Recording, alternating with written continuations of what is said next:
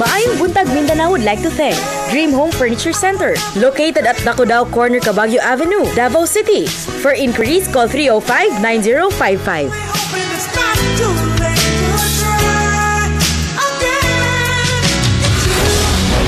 Sa ikaduhang ratsada sa News Patrol, 42 ka mga pulis na promote ang ranggo. Ug balitandaan, gimuntar sa Igacos, isip kabahin sa anibersaryo sa TV Patrol. Niyan ang ikaduhang hugna sa News Patrol. Napromote ang ranggo sa 42 ka mga pulis sa Davao City ug Police Regional Office sa gihimong pinning of ranks kaganinang o kagahapon sa buntag. Napulo ka mga Police Commission Officer ang napromote ug 32 ang non-commissioned officer. Duha ang nahimong superintendent nga sila Superintendent Rodelio Pulikit sa Traffic Group ug Superintendent Joel Neil Rojo. Hagit ni Chief Superintendent Jaime Morente sa mga bagong na-promote nga seryosohon ang trabaho ug mamahimong maayong ehemplo sa ubang pulis. Most of them were found to be competent in their respective jobs, and they have undergone yung physical examination and more importantly yung interview which measured yung kanilang kakayahan sa pagtupad ng kanilang mga tungkulin. Kompleto ko, nakahuman ko aning advanced course para isa ka requirement, mandatory requirements for police superintendent. Gikonsiderang pinakagilnging nga aviation disaster sa Pilipinas ang pagkahagsa sa Air Philippines Flight 541 sa Sitio Kamudmod, Barangay San Isidro Island, Garden City of Samal niadtong Abril 19, 2000 nga 131 ka mga sakay ang nahurot ug kamatay. Nalakip na sa history sa balita ang pagkahagsa sa eroplano. Hinungdang gimuntaran kini ug balitandaan sa pagsaulog sa ika-25 nga anibersaryo sa TV Patrol. Misaysay sa iyang kasinatian si Rosa Copas. Dihang nakita pa niya ang eroplano nga nagkalayo nga mihadyong sa ilang balay sa Sitio Kamudmod, San Isidro, Igacos una kininahagsa. Natarantar si Rosa niadtong higayuna ug wala nakahibalo unsay buhaton. Mipaambitsab sa iyang kasinatian si DXAB reporter Randy Caniedo nga unang journalist nga nakaabot sa crash site. Nangilngigan si Randy sa iyang nakita kay nagkatag ang mga parte sa lawas sa mga tao. Nagkayo na tapos wala na siya isa kapak ko, niagi sa samo ang tungod. Nakita na po siya, nabangga na po ang isa niya kapako sa taas nga lubi. Tapos nabugsok na siya. Wa ko nahimutang, mura kong nasyak. Akong nakita mo itong mga patay na nga ng putol-putol na sila. It so happened, kaya po nasasabi ko na una kami, so happened na nakamotor po ako. Kasama po ang isang cameraman na nandito din ngayon, si Denzel Ruego. Napakahirap pa po ng daan. Isang beses po kami natumba. Di ko makalimutan yung sapatos po na ganito kalaki. Sa bata po yun. Nang pinulot ko po yun, sabi ko, eto may nakita akong sapatos. Pag ganyan ko, may laman pa pong paa sa loob. And we mobilized government sector while we were trying to closely coordinate with the organization of the relatives of those who perished. Sadly, the participation had waned through the years. Nahagsa ang Flight 541 niadtong Abril 19, 2000 sa Igacos nga nalakip sa pinakagrabing aviation disaster sa Pilipinas nga nahurot og kamatay ang tanang pasahero ug crew sa eroplano. 3, 2, 1. Busa, gimuntar ang balitandaan sa Samal Island Memorial Park aron mahinumduman permi nga nalakip sa dili malimtan nga balita sa TV Patrol nga nagsaulog sa ika-25 nga anibersaryo ang pagkahagsa sa Flight 541. Dool sa balitandaan, imuntar ang dakong wall nga nakasulat ang tanang pangalan sa mga nangamatay.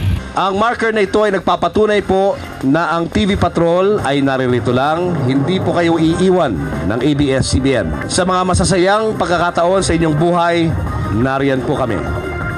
Kahit po sa mga malulungkot at masasakit na pagkakataon, nariyan pa rin ang TV Patrol. Itong balitandaan namin ay magsilbing inspirasyon para sa lahat na sa kalagitnaan ng mga trahedya natin sa buhay ay pwede pa rin ho tayong bumangon at magsimula ulit. In the end ay ma-achieve natin kung ano man ang mga pangarap natin sa buhay. Our Warmest felicitations and congratulations to ABS-CBN TV Patrol.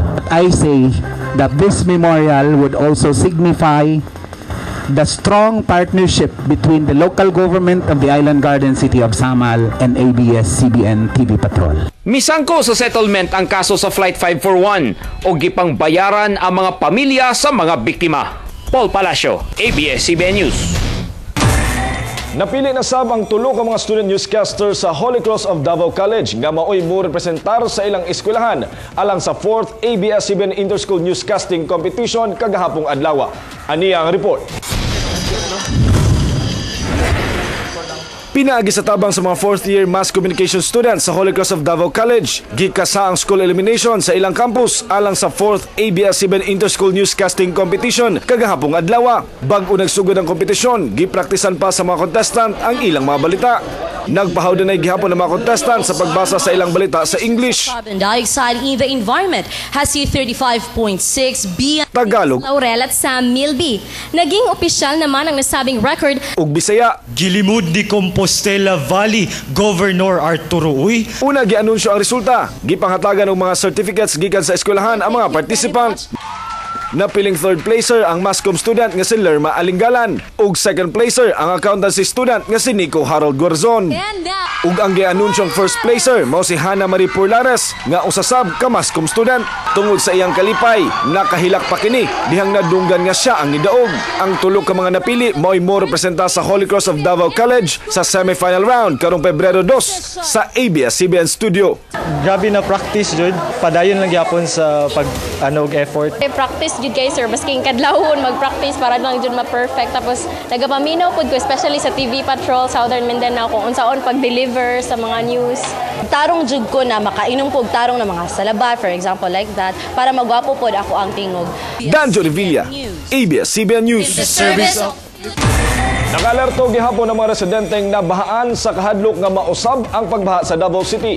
Ang uban sa kilid sa dalan na lang nangatulog sanglit na nga hadlok gihapong mutaas ang tubig sa ilang lugar. Niya ang report. Nagtapok na lang sa sala sa pamilyang mahinay ang ilang mga saninang nabasa human ang pagbaha natong Domingo sa Jade Valley, Barangay Tigato, Davao City kagabi. Hangtod kagabi, wala gihapoy kuryente sa lugar, maong kandila na lang ang ilang ginagamit aron na isuga. Nagtambak pod sa ikaduhang andana sa ilang balay ang uban nilang gamit. Di sab sila makatulog kay nabalakang mausab ang pagbaha. Dekada 60 pa nagpuyo ang pamilya sa lugar ug gikonsidera nilang ang pagbaha natong Domingo ang usa sa pinakagrabe. Magkuhan ta mag-ambing na ta, mag-ampo po ta sa Ginoo nga di po ta mahitabo. Sa kilid sa dalan na lang sab nagpatindog og tent ang mga residente sa Duha San Rafael Barangay 10A. Duha ka gabi na silang nagpuyo kilid sa dalan human nabahaan ang ilang mga panimalay. Plano na mo kung kuan, gamay gyud ang tubig mo balik lang gyud mi balay namo. Nalimpyuhan na hinuon sa pamilyang Lipon ang ilang panimalay sa El Rio Phase 5 Barangay 19A human sa tagatuhod nga baha. Matod ni Francisco Lipon nga bisan wala nay baha sa lugar, nakaalerto gihapon sila og andam nga biyaan ng ilang gamit aron maluwas ang ilang kaugalingon kung mausab ang pagbaha. Andam-andam na mi di na mi kumpiyansa kay basi mo kalit na pug taas ang tubig ba. Padayon gihapon ang pag-ulan sa Davao City, epekto sa low pressure area sa southeast sa General Santos City. Danjo Revilla, ABS-CBN News. Mukad to mga naglangkob nga mga balita sa News Patrol. Daghang salamat.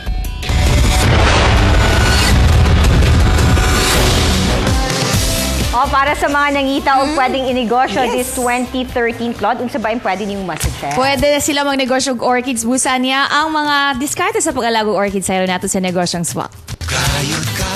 Ang orchids na ilhan nga simbolo sa love, beauty and strength. Tungod kay dali kining pabulakon, daghang mga kapamilya ang naagni sa pag-amuman niini. In demand sa kini nga decor sa mga okasyon. Ang pamilya Yuhiko nag-start lang sa kalingawan ang pag-alaga sa mga orchids. Started as a hobby, mga estudyante pa kami. Dito lang sa backyard sa aming bahay.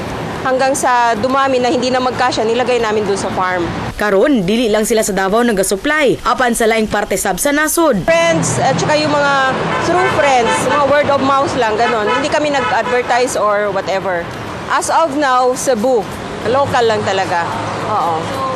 O gawa sa mga bulak, gi-convert sab nilang ilang garden aron mamahimong venue para sa mga okasyon, sama sa kasal, reunion ug bisan retreat. Sa pagsulod sa negosyong orchids, kinahanglan nga mamahimong creative ug mangita og laing alternatibo aron mas mailang imong mga produkto ug madungagan sab ang imong kita. Alang sa negosyong swak, ako si Marjorie Dalipe. Ipang export quality na ang ato ang mga orchids. Ug sa atong Facebook mga kapamilya, i-post lang ang mga flood safety tips na pwede niyong i-share. Siyempre karon nga ulan-ulan. Itong maswerteng winner, makadaog o griller. Karong Friday din isa may buntag na. Post na! So post na mga kapamilya, tama yung si Danjo kagahapon, perfect na siya pang indoor grill. Labi na karon nga ting-ulan gyud, no? Wala pa sure kung mo siga ang anang haring adlaw. Correct. By the way, naalay announcement ng Davao Light and Power Company, nakatu daw mga balay nga naabot ang ilahang mga outlets and electric meters. Kinahanglan ipa-check sa ninyo sa inyong mga electricians bago o palimpyuhan daw kinidaan bago na magtawag sa DLPC para sa inspection. Ayan. Importante kayo na ma-check ang wiring sa inyong mga kuryente. Ilabi na katong mga gibaha gyud, no? Katong naigo gyud ang ilang mga saksakanan. And by the way, padayon gihapon sa pagdawat ng mga donations ang Sagip Ka Pamilya para sa inyong mga hinabang alin sa mga biktima sa pagbaha dinhi sa Davao Region. Unya mga pamilya, atangan ninyo ang mga dugang detalye ug balita sa TV Patrol Southern Mindanao ug syempre mga news updates sa DXAB 1296. Sila na katong mga schools nga gusto magpa-cancel og mga klase in kaso nga mubundak og kusugang ulan. Tawag lang mo sa 296-1911 kung naamoy mga advisories nga gustong ipa-announce. Ug sa For Music, MR 11.1 inyong paminawon mga kapamilya. Mga pamilya, wala na gitay igong oras hangtod ugma dinhi sa inyong paboritong programa matag buntag sa May Buntag Mindanao. Happy Wednesday! Naku,